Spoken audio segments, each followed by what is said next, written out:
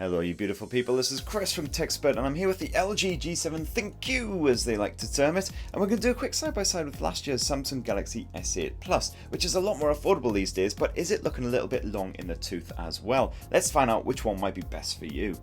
So first of all, stick them properly side by side. You'll notice the Galaxy S8 Plus actually has a bit of height on the LG G7. That's partly because it's got a slightly larger display, a 6.2 inch compared with a 6.1 inch, and it's also helped along by the fact that you've got this notch effort on the LG G7. That just allows the display to push all the way up to the almost the very top limits of the device, whereas obviously the Galaxy S8 Plus you do have a bit of a chunkier bezel. Although saying chunky, it's kind of doing it a disservice. That screen does stretch almost edge to edge. It is still a very stunning Infinity display design even now in 2018.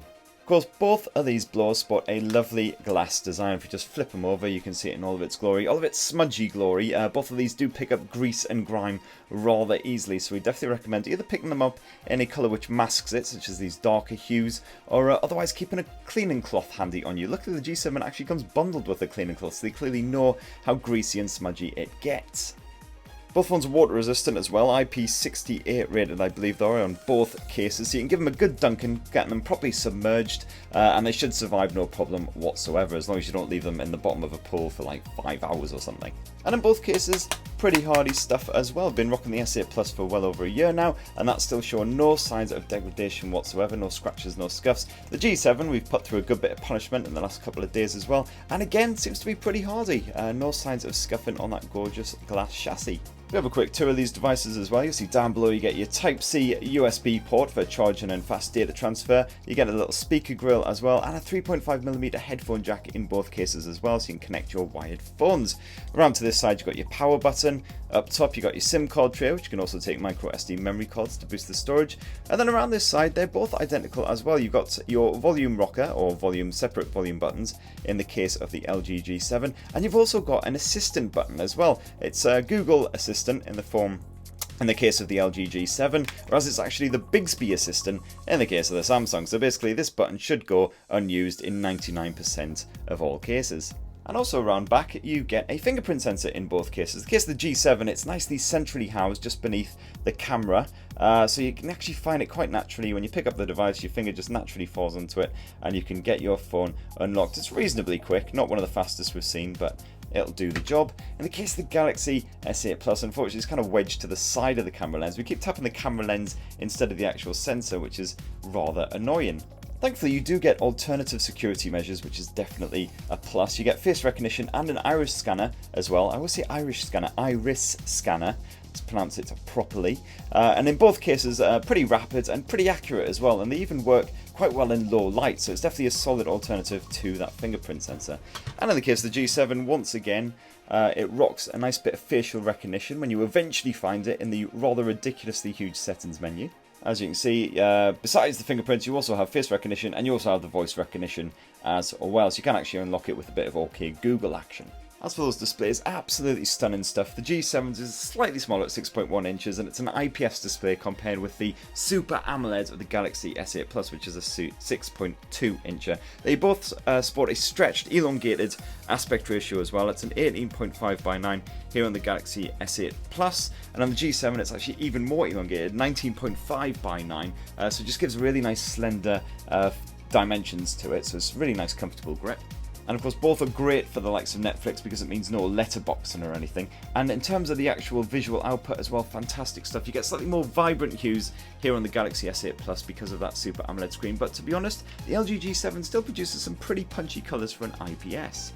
And while on the standard brightness levels, this is both on maximum brightness, the S8 Plus seems to be a little bit brighter, but you do have the secret weapon here on the G7, and that is the Super Screen Boost. So if you give that a little tap, it boosts the screen brightness to a stunning 1000 nits, which frankly can't be beaten. It's absolutely fantastic, especially if you're in a really sunny outdoors environment. You'll have no problem with visibility. Of course, once you're done using it, you'll want to knock it off because otherwise your battery will absolutely die. In both cases, you get a nice crisp, sharp Quad HD Plus resolution as well. You get 2960 by 1440 here on the S8 Plus, and you actually get this ever so slightly sharper 3120 by 1440 here on the LG G7, despite the fact it's a slightly smaller screen. But of course, stick them side by side, zoom into your images and everything, you won't notice any difference in terms of the sharpness and the detail levels. Absolutely stunning in both cases. Here's just another example of how the G7 is actually quite a good match for the S8 Plus when it comes to that vibrancy of the visuals. The colours there are really sort of shining off the screen. The S8 Plus ever so slightly more punchy, as I say, but the G7 definitely holds its own. And you do get plenty of customization as well when it comes to the display, so you can get them set up exactly the way you like. So here on the S8 Plus, just dive into the screen mode. As you can see, it's the adaptive display to start with, but you can choose between a couple of AMOLED modes and also a basic mode if you just want to dial down that vibrancy a little bit. We'll just leave it on the adaptive because we quite like it on that mode. Ditto with the LG G7. If you dive into the display settings, there's so much you can customize in here. It's absolutely ridiculous. If you go to the screen color, as you can see, once again, it's on basically an auto adaptive mode. But you've got a few other settings that you can choose between. You can also even manually tweak the RGB levels and that color temperature as well. So you get it again set up just the way you like it. Oh, and good news if you're not a fan of that notch as well, because all you've got to do is dive into the new second screen feature and you can get rid of it entirely. But you know what? Rainbow hues for the win, baby! Now, both of these blows are, of course, sporting a nice bit of Android Oreo action. The S8 Plus, of course, was started on Nougat and then got updated to Oreo. But in both cases, you get a really heavy overlay, so you get loads of bonus features thrust on top of there as well. So LG has, for instance, thrown in a bunch of its own bonus apps here onto the LG G7. Dive into Essentials, for instance, you've got the LG Health app, which just tracks your general steps and motions and everyday activities.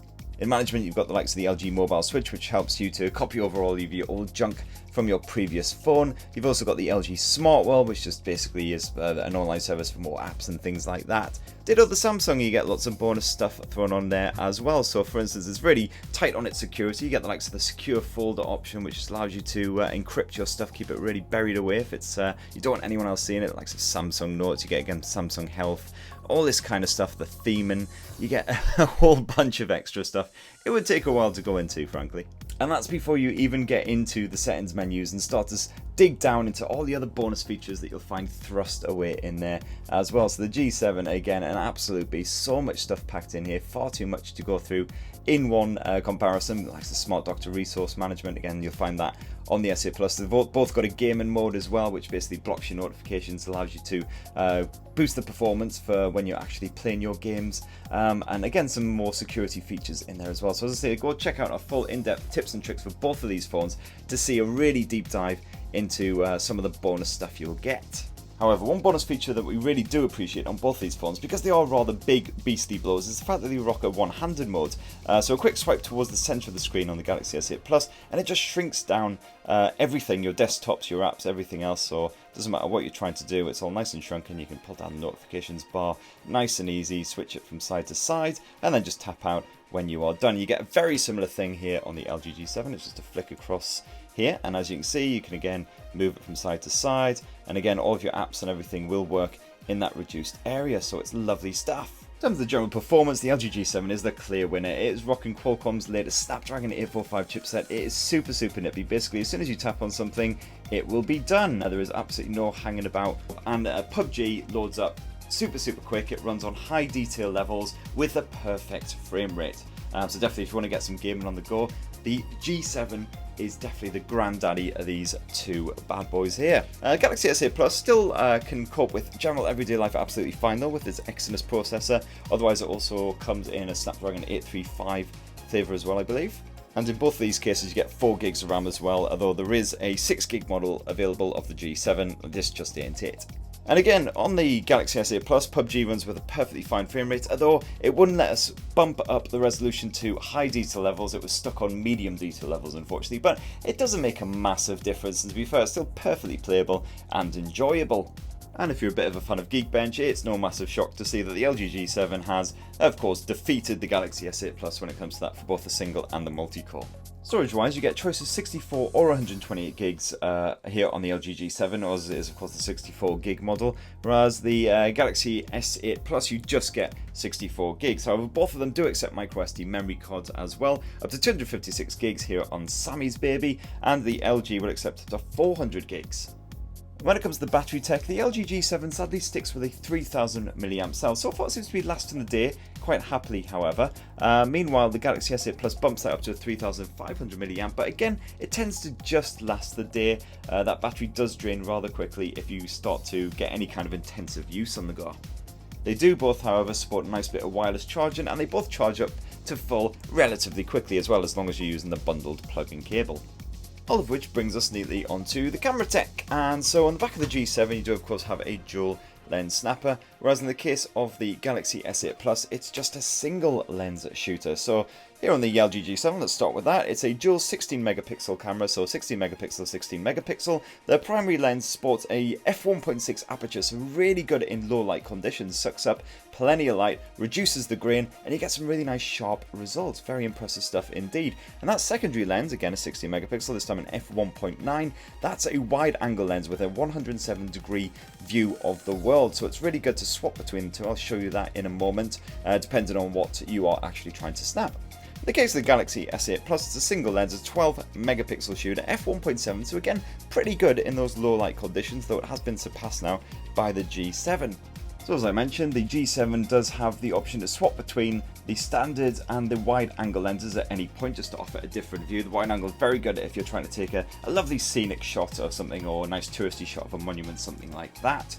You've also of course got the portrait mode, which uses both those lenses to lock on your subject, keep them nice and sharp, and add a bokeh style background effect. You don't get that on the S8 Plus, although it does offer the selective focus mode, which basically takes a series of far and near focus shots and then stitches them together, and you can actually change the focal distance post-processing, which is pretty impressive results considering. Both of these phones also boast a bit of Pro manual control as well, so just dive into the Pro controls here.